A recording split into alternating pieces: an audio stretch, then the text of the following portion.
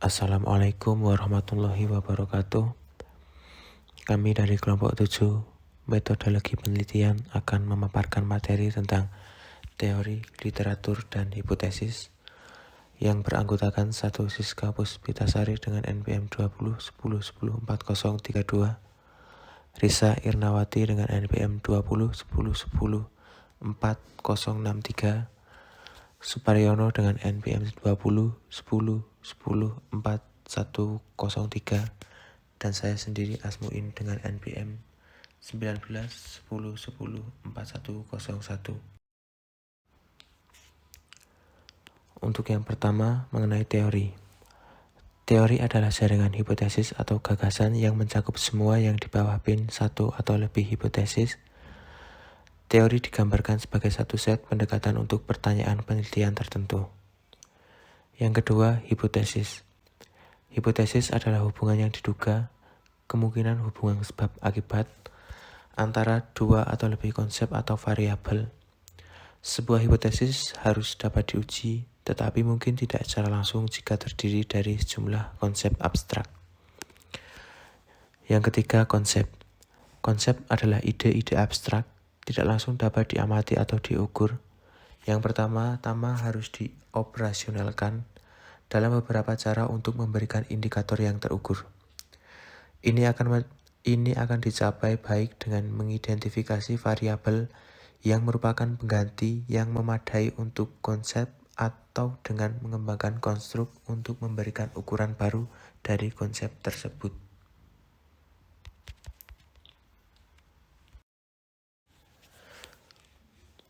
Untuk slide selanjutnya adalah variabel. Variabel adalah item yang dapat diamati yang dapat mengasumsikan nilai yang berbeda.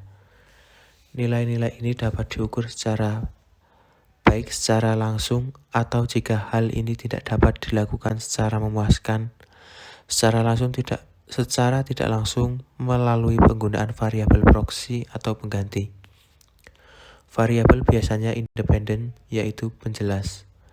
Dependen, yaitu dijelaskan oleh variabel independen. Moderasi, yaitu memiliki pengaruh bersyarat, atau intervensi, yaitu dengan pengaruh berpotensi palsu yang perlu dikendalikan. Selanjutnya mengenai konstruk. Konstruk adalah ukuran tidak langsung dari konsep yang biasanya dihasilkan dalam bentuk pertanyaan multi-item. Jumlah dari serangkaian tanggapan yang valid dan andal terhadap konstruk memberikan ukuran konsep. Kemudian yang selanjutnya adalah keandalan. Menetapkan konsistensi instrumen penelitian bahwa hasil yang dicapainya harus serupa dalam keadaan yang serupa juga. Dengan demikian, subjek survei yang sama atau peserta yang menggunakan instrumen yang sama harus menghasilkan hasil yang sama dalam kondisi yang sama juga. Kemudian yang selanjutnya validitas. Validitas mengukur sejauh mana penelitian yang dicapai dan ditetapkan untuk dilakukan. Peneliti biasanya akan membedakan antara validitas konstruk, validitas internal, dan eksternal. Kemudian, perbedaan mendasar yang mendasari teori akuntansi adalah teori normatif tentang apa yang seharusnya dan teori positif tentang apa yang ada atau akan terjadi. Banyak karya perintis dalam akuntansi keuangan merupakan perwujudan dari praktik saat ini untuk menetapkan apa yang seharusnya menjadi praktik akuntansi yang optimal, khususnya untuk tujuan penentuan pendapatan. Kemudian dalam bidang ekonomi, peneliti awal, misalnya Channing pada tahun 1929 dan Edwards pada tahun 1938, menggunakan analisis ekonomi secara deduktif untuk mengembangkan pendekatan alternatif untuk penentuan pendapatan.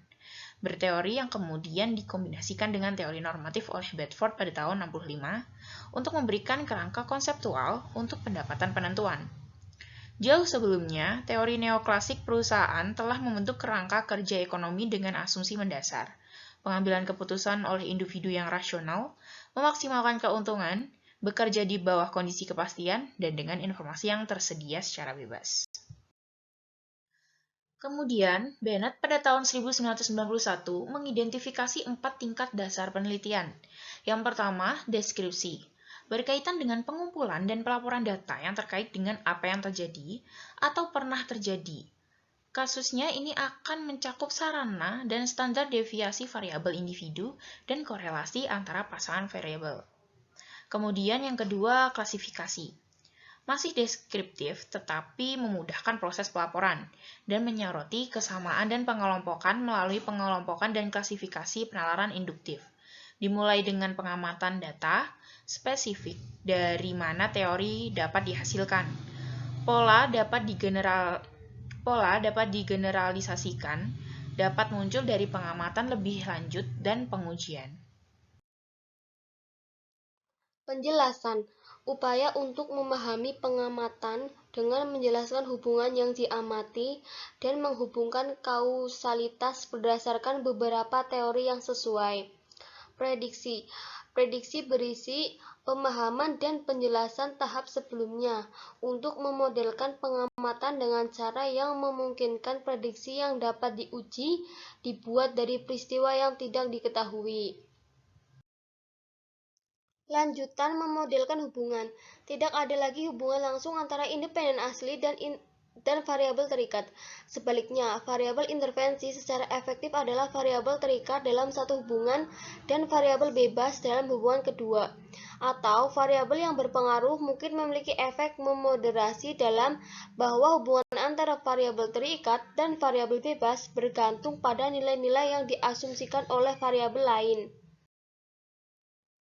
Untuk situasi yang dijelaskan pada slide sebelumnya, dampak inovasi akuntansi mungkin tergantung pada variabel moderasi.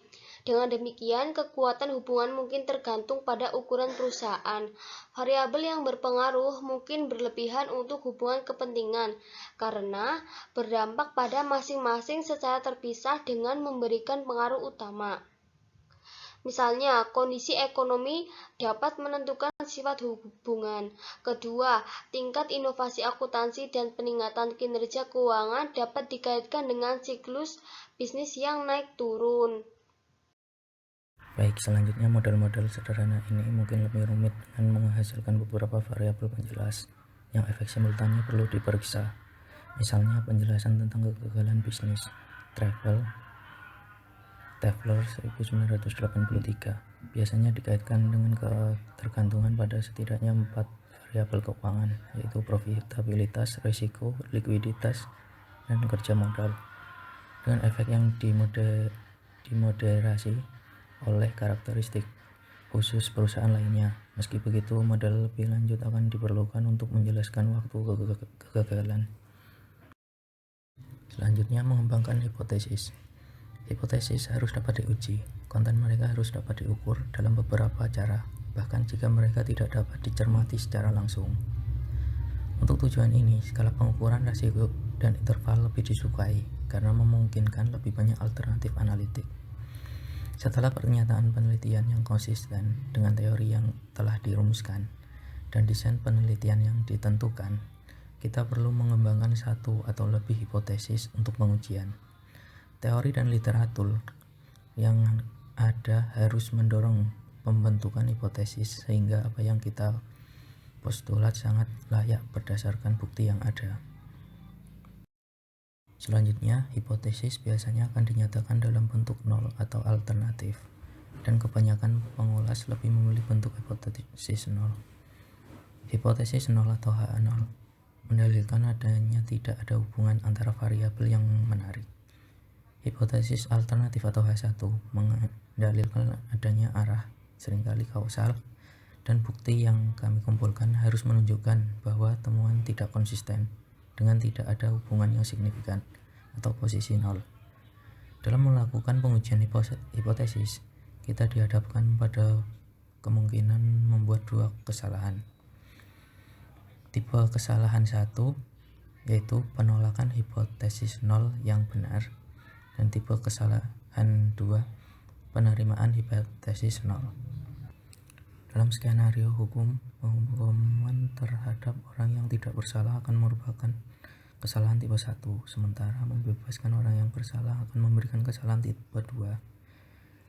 Di sebuah lingkungan prediksi kebangkrutan, kesalahan klasifikasi perusahaan yang gagal sebagai sehat akan merupakan kesalahan tipe 1, sedangkan klasifikasi perusahaan yang sehat sebagai perusahaan yang gagal akan merupakan kesalahan tipe 2. Umumnya lebih penting untuk mengurangi kemungkinan kesalahan tipe 1 karena terlihat lebih serius atau lebih mahal, sehingga tempat pengujian hipotesis lebih menekankan pada kesalahan tipe 1 daripada tipe 2. Sekian pemaparan materi dari kelompok kami. Kurang lebihnya mohon maaf. Wassalamualaikum warahmatullahi wabarakatuh.